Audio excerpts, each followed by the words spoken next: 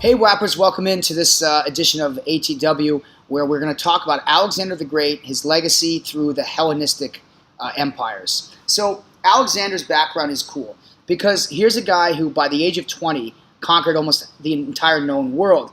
Think about that. You're 12, 13, 14 years old. You got maybe 8 years, 7 years to go before you get to Alexander's age, when he first started conquering places that stretched from Greece, modern-day Greece, the Mediterranean region, all the way to India. My goodness gracious. That's a lot of territory. And then we talk about Cyrus the other day. You know, his empire included 44% of the entire known population. Well, Alexander at that time maybe didn't have as many people, but had more distance and territories than any empire to date. And Alexander's empire, which really sprouted up in the 300s BCE era, Alexander's empire is probably best known not for what it was when he was alive, because Alexander only lived to about 32, 33 years old before he died. So his empire was very short-lived. And even though it was short-lived, its impact is resounding to this day. And we want to talk about that. So the territories they covered were massive. His territory included, and I don't have time today because I am scrambling to get this done before I have some meetings and stuff after school. So you'll have to trust that we'll look at some maps in class, or just Google it. But his territories were expansive. I mean, he conquered parts of the Middle East, North Africa, like I said, all the way to the Indus River in India, before the Mauryans took over. And so Alexander's territory was extensive, which means as far as contact with other cultures, boy, this is going to be where we churn and burn. The cultural diffusion that occurred as a result of Alexander the Great is one of the true turning points in cultural diffusion world history. But there's one point I do want to make about Alexander himself before we get into the real effects of Alexander's empire. That is a key distinction that many people, and I'm sure you know this from 6th grade, please don't forget about the fact that Alexander was not Greek. A lot of people made that mistake. He was in fact Macedonian, a neighboring country today near Greece, but in the Mediterranean region. Now Alexander's father, King Philip II, had long sought designs on conquering Greece and conquering the Persian Empire, the Achaemenid Empire. So as Alexander rose to power after his father's death, he set his sights on fulfilling his father's desires. And most people, again, think that Alexander came from the great line of the Greeks, in Athens and Sparta and whatnot. But he was actually a different culture altogether. But they shared a lot of commonalities. In fact, Alexander was tutored and mentored by Greek philosophers. So Macedon and Greece shared a lot of common aspects of culture, but they were two very different regions and two very different groups of people. Just try not to make that mistake and talk about Alexander as being a Greek.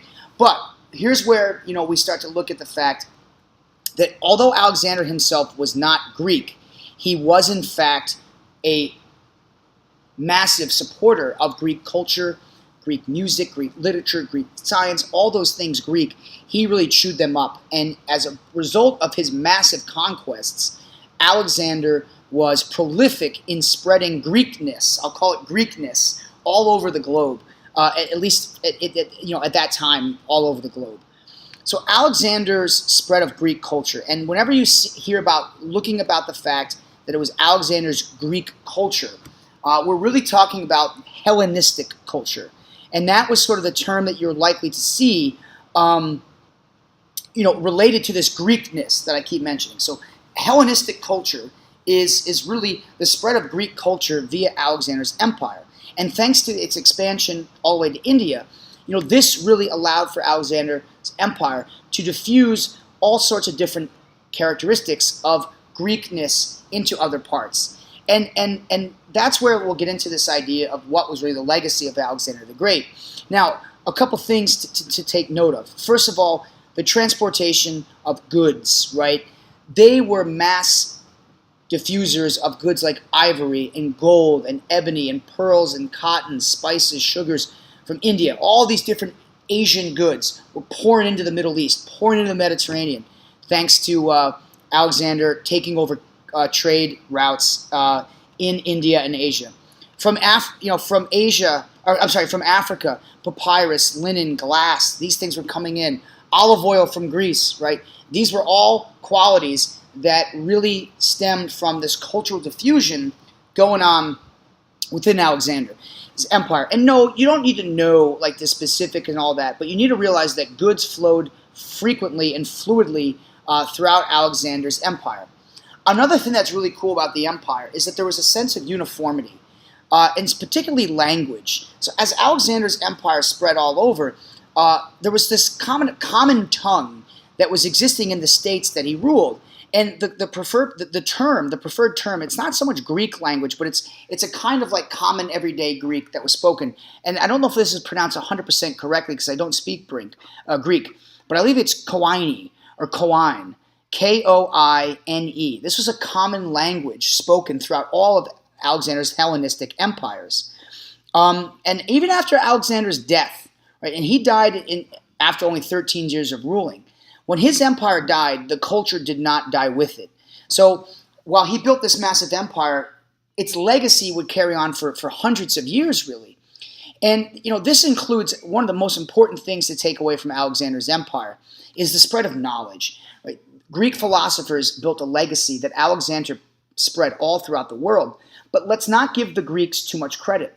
Indians, Arabs, their contributions were incredibly important to also merging with some of the Greek philosophies. And that's why we get such beautiful accomplishments. And most notably would be the former seven wonder of the word, the library at Alexandria, which was a city built in Egypt that was home to some of the greatest science and math minds in the entire world. And universities also were popping up all over his empire. The commitment to knowledge and the desire to seek more was like an early form of the European Renaissance, which we'll cover in more detail later in the year. And all these different contributions were a product of the interactions that were created thanks to so many people coming in contact.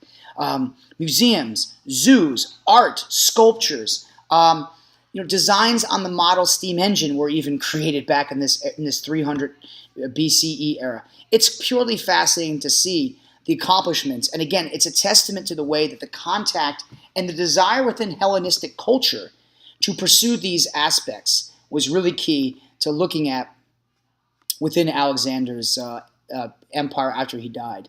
Now, this is something I want to get into real quick. The type of government. How did they rule such a massive empire, especially after Alexander died? Well, one of the things Alexander did is he divided his empire up. Think of this like what the Persians did with satrapies. So Alexander divided his empire up. Now, each section of the empire, each state of the Hellenistic empire was run by a king. And this differed greatly from Greek life, where democracy was the ruling factor in those areas. Now, in these separate states, each kings kind of ruled differently, and their views of the world were kind of brought to the table in a way, kind of like we talked about with Cyrus, allowing local culture to thrive. So, in that sense, right, these different parts of the world produced different kingdoms, but yet they all still spoke the same language, and they all kind of stemmed from the same heritage back to Alexander's expansive empire. And from these states, right, we had different contributions of culture. But one of the problems that happened was that people began to become very disenchanted with the growth of bureaucracy. These big governments had these massive bureaucracies, and Alexander's empire was no different. So consequently, right, these big empires had these bureaucracies, and people were frustrated because they didn't bring that Greek democracy that had been so prolific in previous eras of Alexander's empire. And we're actually going to hopefully take a look tomorrow at some primary source documents that get into first-person accounts of what it was like to live under Hellenistic empire rule. To come to the end here, one of the things that's going to happen is we're going to turn the page on the Hellenistic empire, and we're going to look at how that breeds right into the Roman Empire. So there's almost this transition that goes from Alexander the Great's empire to the Hellenistic legacy that he left behind in the Hellenistic world, and then we're going to get into the Romans. So you guys have done a lot on that before. So again, like everything, we'll kind of quickly recap these and get right to it. So again, the biggest thing I would say to take away from this topic is to understand that Greekness, in fact, I should have even said this, I don't know how I spaced out.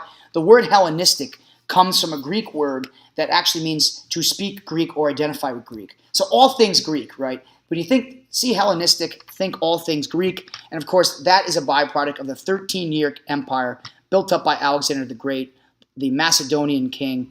And his legacy to this day remains one of the most important legacies of the ancient classical world. So with that, Whappers, I leave you our talk about Alexander. We can discuss this. Please make sure to write questions down if you have questions on any of this stuff. I enjoyed doing this discussion. We'll end class today. Thanks again for the quotes. It was really cool activity today. I enjoyed doing that. And for all those watching out there, remember, the past shapes the future. Have a good night.